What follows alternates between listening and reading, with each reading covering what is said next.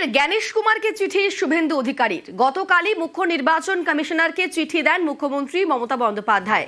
SIR এ মৃত্যু, বিশিষ্টদের হয়রানিতে সরব হন মমতা। সিইসিকে চিঠি দিয়ে অভিযোগ খারিজ শুভেন্দু অধিকারীর।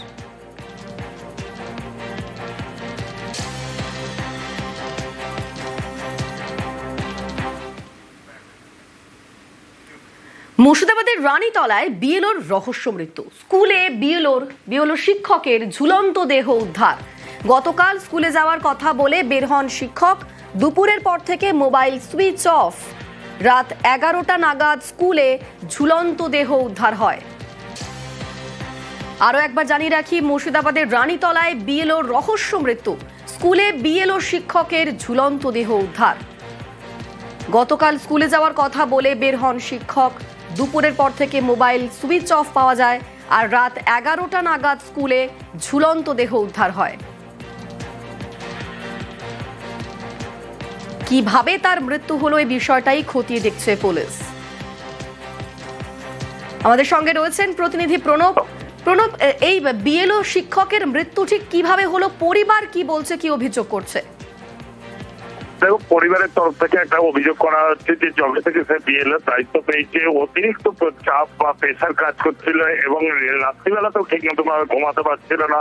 এই নিয়ে সে কিন্তু ঊর্ধ্বতন কর্তৃপক্ষের কাছেও জানিয়েছিল, কিন্তু তারপরেও তার কাজের থেকে তাকে অব্যাহতি দেওয়া হয়নি এবং ভেঙে পড়েছিল মানসিক ভাবে। তারপরেই কিন্তু গতকালকেই তার মোবাইল সুইচ অফ হয়ে যায় দিয়ে স্কুলের মধ্যে অনেক রাত্রে খোঁজাখুঁজির পর তার স্কুলের মধ্যে থেকে তোমার ঝুলন্ত দেহ উদ্ধার হয় এবং এলাকায় শোকের ছায়া নেমে এসেছে। এবং পরিবারের পক্ষ থেকে অভিযোগ করা হয় যে এই বিএলওর অত্যাধিক চাপের জন্যই কিন্তু সে আত্মহত্যা করেছে।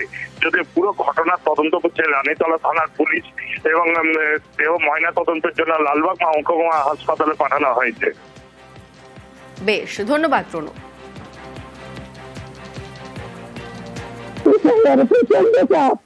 স্কুলের প্রচন্ড চাপ,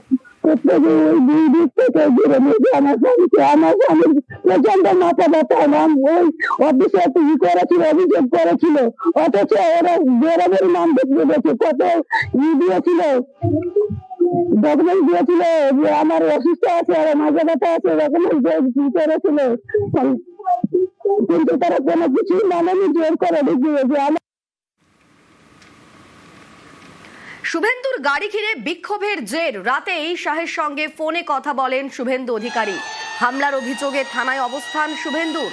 কেন্দ্রীয় স্বরাষ্ট্রমন্ত্রীর সঙ্গে 15 মিনিট কথা বলেন তিনি। পুলিশের মদতেই হামলা বলে অভিযোগ শুভেন্দুর। বিক্ষোভের ফুটেজে নজর রাখছে স্বরাষ্ট্র মন্ত্রক।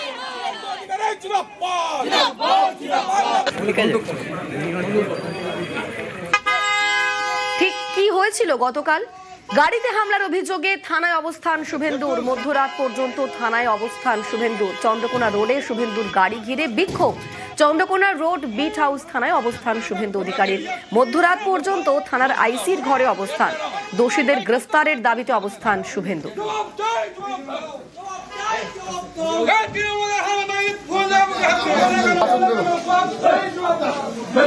এখানে বসলাম যতক্ষণ এটা অ্যারেস্ট করবেন। হ্যাঁ, ইয়ার কি পেয়েছেন না? আপনার যান, আপনার বাইরে, তোমরা বাইরে, তোমরা বাইরে, তোমরা বাইরে জমা সব যতক্ষণ অ্যারেস্ট করবেন। ইয়ার কি পেয়েছেন না? কেন বসবো? ইয়ার কি পেয়েছেন না? আমি পুরুলিয়া থেকে ফিরছি গাড়ির উপরে লাঠি দিয়ে, মোটামোটা লাঠি দিয়ে। হ্যাঁ, আমি পুরুলিয়া থেকে ফিরছি গাড়ির উপরে লাঠি দিয়ে, মোটামোটা লাঠি দিয়ে। হ্যাঁ, চৌমাথাটা পেরানোর পরেই ঝান্ডা নিয়ে 15 থেকে 20 চালু দুমাদুম করে গাড়ির কাছে বোনাটে কি করবেন? আইনগত কাজ করব। এখানকার পুলিশের ইনচার্জের সামনে বসে আছি, ইনারাই করিয়েছেন। আপনি কি মনে করছেন? না, কমপ্লেন দেবো, ধরে আনতে হবে। আপনার পুলিশের সামনে হচ্ছে না, না ঠিক আছে, আপনার স্কোয়াড, আপনার পাইলট সবার সামনে হয়েছে। না, কমপ্লেন তো দেবো, কমপ্লেন তো দেবো। কি করতে হয় আমি জানি। কেন হলো মনে হচ্ছে আপনার? এটা কেন হলো? যাওয়ার আগে আতঙ্কিত পুলিশ করিয়েছে। যিনি বিধানসভার বিরোধী দলনেতা আছেন, তিনি যে মানসিক ভাবে বিকারগ্রস্ত এবং বিপর্যস্ত। কারণ যেভাবে বিভিন্ন জায়গায় গিয়ে ঘোঁত গুতগুতি যেভাবে আওয়াজ দিচ্ছেন, সেক্ষেত্রে ওনার চিকিৎসার দ্রুত প্রয়োজন এবং তার জন্য সবচেয়ে ভালো জায়গা অবশ্যই সেবাশ্রম। তো আমি বলবো যে উনি 15 তারিখের প্রথম পেশেন্ট হিসাবে যদি নামটা রেজিস্ট্রেশন করেন, তাহলে বাংলার মানুষের জন্য। মধ্যরাত পর্যন্ত থানায় অবস্থানে শুভেন্দু, থানা থেকে বেরিয়ে মশাল মিছিল শুভেন্দুর। মঙ্গলবার চন্দ্রকোনা রোডে ফের প্রতিবাদের ডাক। পুলিশের বিরুদ্ধেও অসহযোগিতার অভিযোগ। পুলিশি গাফিলতি নিয়ে হাইকোর্টের নালিশের হুঁশিয়ারি।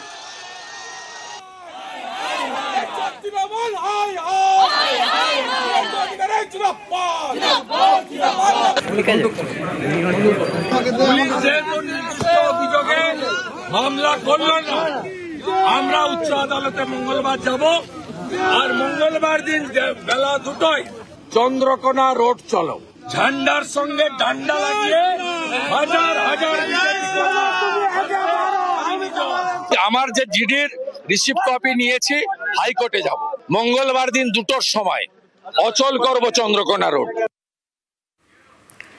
গাড়িতে হামলার অভিযোগ শুভেন্দুর, ভিডিও প্রকাশ করে খোঁচা অরূপ চক্রবর্তীর।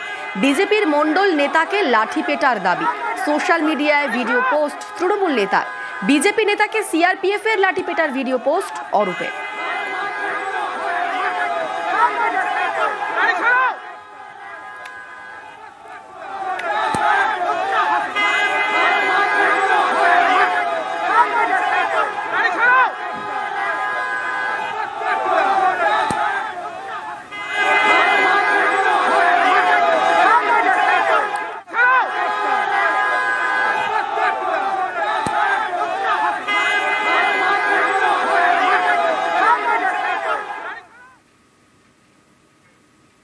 অর্ধেক অপারেশন করে আরো টাকার দাবি। কাঠগড়ায় নিউ টাউনের বেসরকারি হাসপাতাল।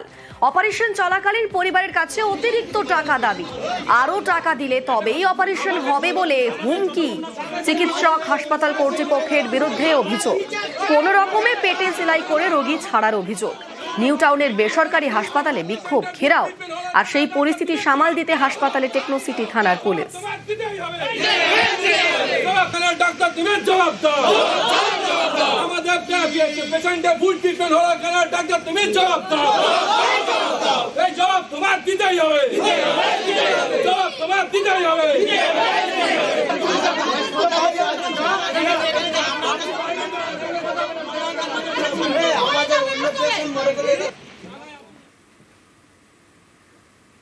জলপাইগুড়ির দিকে নজর রাখবো। জলপাইগুড়িতে ফের খাঁচাবন্দি চিতাবাঘ। বানারহাটের খুঁটাবাড়িতে খাঁচাবন্দি করা হলো চিতাবাঘকে।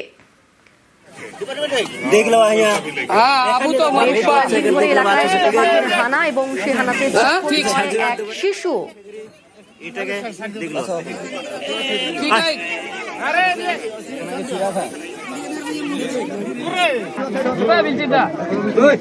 যে ছবি দেখছেন, জলপাইগুড়িতে আবারও খাঁচাবন্দি চিতাবাঘ। বানারহাটের খুঁটাবাড়িতে খাঁচাবন্দি চিতাবাঘ। গত কদিন ধরে এলাকায় এই চিতাবাঘের হানা এমনটাই খবর পাওয়া যাচ্ছিল এবং যে কারণে একজন শিশু জখম হয়েছিল বলেও খবর। শেষমেশ চিতাবাঘকে খাঁচাবন্দি করা হলো। আমাদের সঙ্গে রকি রয়েছেন, রকি আরো বিস্তারিত বলবে। রকি, যেমন বন দপ্তর কাটা ধরা পড়লো পূর্ণবয়স্ক চিতাবাঘ স্বস্তিতে খুঁটাবাড়ি এলাকার বাসিন্দারা। কারণ বানহাট থানার অন্তর্গত এই এলাকায় বেশ কিছুদিন ধরে চিতাবাঘের আনাগোনা চলছিল এবং স্থানীয় সূত্রে জানা গিয়েছে কিছুদিন আগে একটি চিতাবাঘের হানায় এক শিশুর মৃত্যু ঘটেছিল। এরপরই বন দপ্তর সেখানে বাঘ ধরার জন্য খাঁচা পাতে এবং নিয়মিত টহলদারি করতে থাকে। আজ সকালবেলা শ্রমিকেরা যখন বাগানে যায় তখন চিতাবাঘের গর্জন শুনতে পায়। সামনে গিয়ে দেখতে পায় খাঁচার মধ্যে একটি পূর্ণবয়স্ক চিতাবাঘ ছুটোছুটি করছে এবং খবর চাওয়া হচ্ছে। প্রচুর মানুষ সেখানে ভিড় জমায়। খবর দেওয়া হয় বিন্নাগুড়ি ওয়াইল্ড লাইফ স্কোয়াডের বনকর্মীদের এবং বনকর্মীরা সেখানে পৌঁছে ইতিমধ্যে চিতাবাঘটিকে উদ্ধার করে প্রকৃতি পর্যবেক্ষণ কেন্দ্রে নিয়ে গিয়েছে বলে বন দপ্তর সূত্রে খবর। প্রাথমিক চিকিৎসার পর তাকে ছেড়ে দেওয়া হবে বলে বন দপ্তর সূত্রে খবর। ধন্যবাদ।